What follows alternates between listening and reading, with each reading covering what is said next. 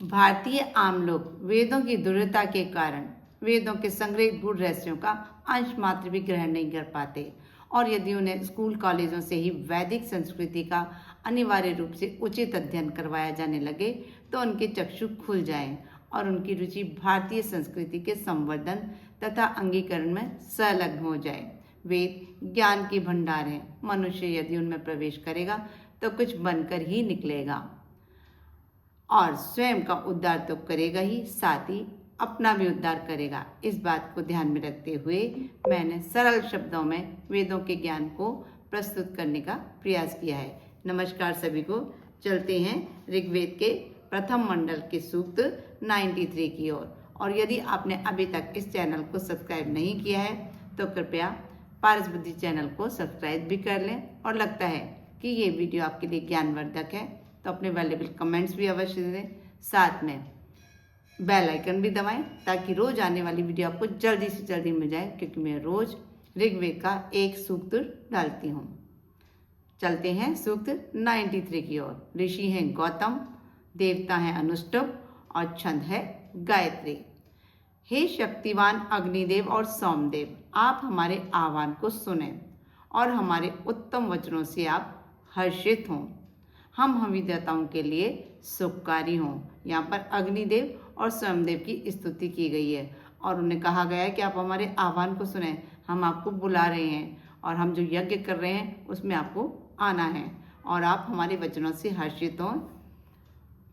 हे अग्निदेव और सोमदेव, हम आज आपके निमित्त उत्तम वचनों को अर्पित करते हैं। आप उत्तम पराक्रम धारण कर हमारे निमित्त उत्तम अश्वों और उत्तम गौओं की वृद्धि करें। हमें अश्व भी दें और गौएं भी प्रदान करें। हे अग्निदेव और सोमदेव, जो आपके निमित्त आहुतियां देकर हवन संपादित करता है, उसे आप संतान सुख के साथ उत्तम बलों और पूर्ण आयु से संपन्न करें। कहा गया है कि हे अग्निदेव और सोमदेव, हम हवन कर रहे हैं और उसमें आहुतियां दे रहे हैं और आपको आमंत्रित कर रहे हैं, तो आप जो भी आपका हवन करता है, यज्ञ करता है, आप उसे उत्तम संतान दें, उत्तम बलों से परिपूर्ण करें और पूर्ण आयु भी प्रदान करें। हे अग्निदेव और सोमदेव, आपका वह पराक्रम उस समय ज्ञात हुआ जब आपने पणी से गौओं का हरण किया और बसव के शेष रक्षकों को शक्ष विक्षत किया और असंख्यों के लिए सूर्य प्रकाश का प्राकट्य किया।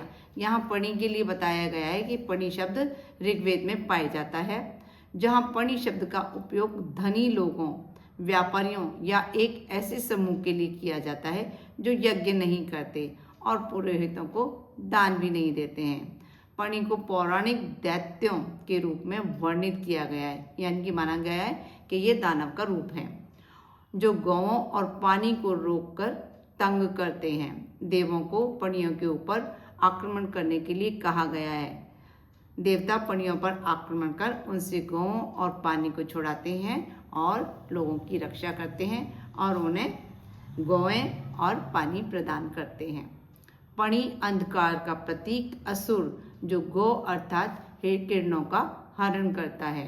पणी जो है उसको अंधकार के रूप में भी माना गया है और वो किरणों का हरण कर लेता है, यानी कि किरणों का हरण करता है तो एकदम से अंधेरा हो जाता है।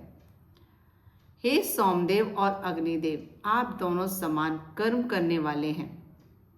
हे अग्निदेव और सोमदेवों, आपने आकाश में प्रकाशित नक्षत्रों को स्थापित किया है और हिंसक वत्र द्वारा प्रतिबंधित नदियों को मुक्त किया है। वत्र यहाँ पर वत्रासुर यानी कि एक राक्षस रहा है, जिसके बारे में हम पहले वीडियो में बता चुके हैं। हे अग्निदेव और सोमदेव, आप में से अग्निदेव को मातृश्वा वायु धूलोक से यहाँ भृगु ऋषि के लिए लेकर आए और दूसरे सोम को शेन पक्षी पर्वत शिखर से उखाड़ कर लाया। शेन पक्षी के बारे में भी हम अपने पहले वाले वीडियोस में बता चुके हैं। इस प्रकार आपने स्त्रोतों से वृद्धि पाकर व्यापक क्षेत्र में यज्ञों का विस्तार किया। हे बलवान अग्निदेव और सोमदेव, आप हमारी हवियों को ग्रहण करके हर्षयुक्त हों। आप हमें उत्तम सुख देने वाले और हमारी रक्षा करने वाले हों।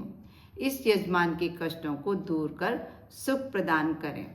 हे अग्निदेव और सोमदेव, जो साधक देवों के लिए भक्ति और मनोयोग पूर्वक घृतयुक्त हवियों को समर्पित करता है, उसके व्रत की आप रक्षा करें, उसे पापों से बचाएं और उसके संबंधी जनों को विपुल सुखों से युक्त करें। कहा गया है कि ये अग्निदेव और सोमदेव, जो साधक आपका मन से मन लगाकर घृतयुक्त हवियों को समर्पित करता है, यज्ञ करता है और उसमें घी से हवियों को समर्पित करता है, उसके व्रत की आप रक्षा करें, उसको पापों से बचाएं और उसके जो संबंधी जन हैं उनको भी विपुल सुखों से युक्त करें।